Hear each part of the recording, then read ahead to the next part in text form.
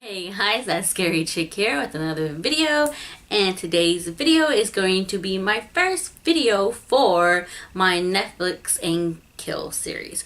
So today's video is going to be a review on The Girl in the Photographs. I'm going to read what it says on Netflix. An insufferable photographer, his entourage, and a grocery store clerk become targets of serial killers who take pictures of their glory handiwork. I'm gonna put my 2 cents on how this story is told.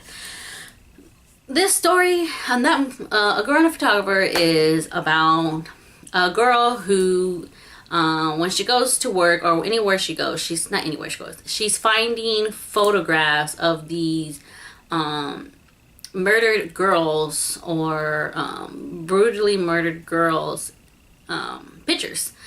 These guys are killing these girls and they're taking pictures of them, and they're leaving them at this girl's job and on her car, and she's finding them, and basically she's just trying to figure out who's doing this or why. So what did I like about this movie?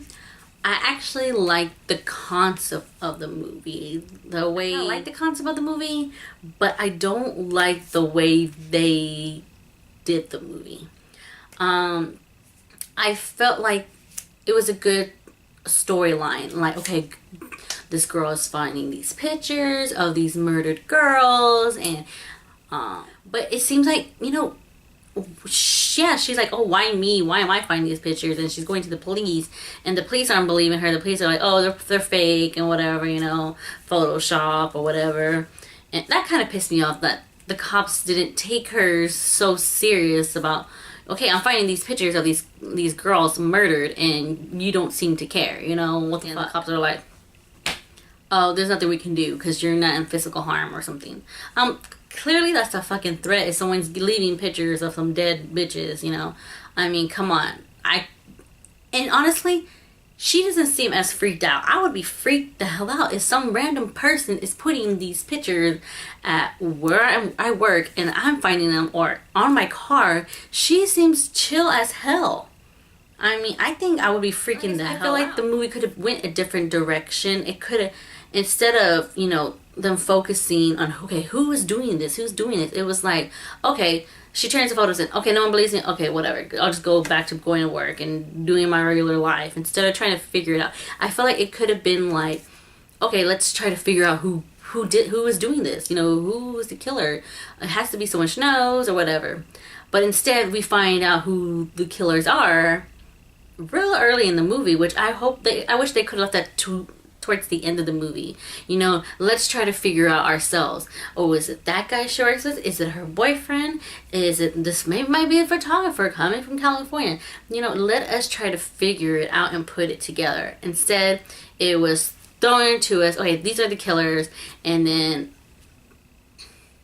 okay, but why? Why are they killing these girls and putting the pictures there? I feel like we needed a little more of a backstory on why. I'm kind of a brat when it comes to movies because I feel like there has to be a reason why. Tell me why they're doing it, and you don't have to point blank spit it in my face and be like, this is why they're doing it. No, I mean, give me something to go on so I can know why it's being done this way. Some good things about, I like the masks that they're wearing. They're freaking really creepy. The actual scenes where they're killing people, they're actually pretty good. It doesn't look fake. Well, I don't know how it looks when someone's really dead and stabbed. The kills were pretty good. I thought there could have been more kills, on-camera kills. I mean, we had some. We had one really good one. Spoiler alert, right here. When someone is being stabbed. It looked really realistic. It was really good. My dislikes, like I said, I felt like the movie could have went a different route, not exposing the killers too early. Some people I felt like they could have done without. I mean, her boyfriend, I didn't really feel like her boyfriend was a really necessary character to be in the movie. I felt like he was just there just to probably fill in some time or something. I feel like they could have used something else to fill in the boyfriend time, you know. He didn't necessarily have to be a character. He could have just been someone behind a text messages the whole time, you know, ex-boyfriend or whatever he was. The end of the movie, which that's what it was too. The end of the movie kind of confused me. I was like, I'm like, okay, we're starting over again. I've saw a lot of people's reviews on this movie before I even watched the movie. That's the only reason I watched it, because I saw other people's reviews on it. 50-50. They either loved the movie or they hated the movie. So I'm actually stuck in between that. I liked it at some points, and then I didn't like it. Like I said, the things I did like, I liked the concept of how the movie is, but it didn't go the direction I was hoping it went in. It went in something totally opposite. It went in one direction, and then it went in another direction, and then it went in another direction. So it was kind of like, I feel like the movie was over the place. Also, Wes Craven's, one of his last films he worked on, he was actually a producer, executive. He was actually an executive producer in this movie. So that's why I went in with a very open mind, because it's Wes Craven, and you know, if you've seen my last video, if you haven't, well, not my last, but one of my videos where I do the horror tag, I'll link that below if you haven't, where I say he's one of my favorite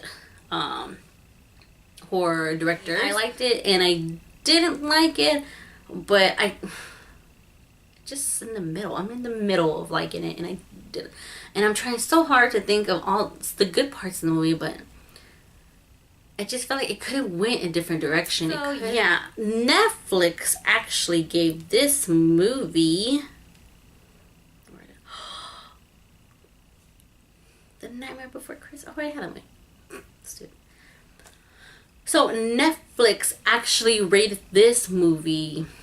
They gave it out of 5 stars. They rated it a 1.5. My rating, personally, I was leaning more toward, like I said, I liked it and then I didn't like it. But I'm gonna have to say a 2.5.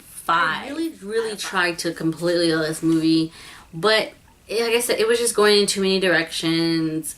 I can't give it more than a 2.5, and giving it a 2.5 is actually high. You know, I gave it an extra 0.5 because it did have, you know, good kills. The acting was okay. The mask the guys were wearing was freaking creepy. So yeah, if I would see one of those motherfuckers somewhere hiding and grab me, or somewhere hiding far away by a fucking tree or something, yeah, that would freak me the hell out. Like I said, the concept of the movie was good. It's just I didn't get the full potential from the concept. It just went haywire. So yeah, Netflix gives this movie a 1.5. I give it a 2.5. And yeah, that's my thoughts on A Girl in a Photograph. Let me know what you think of this movie in the comments below, if you agree with my rating. Yeah, guys, that's it for my first Netflix and Kill series video. If you haven't, please subscribe, like this video if you like it, comment below what your thoughts about this movie. And yeah, guys, until next time, I'll talk to you later. Peace. And remember, guys, we are the real monsters.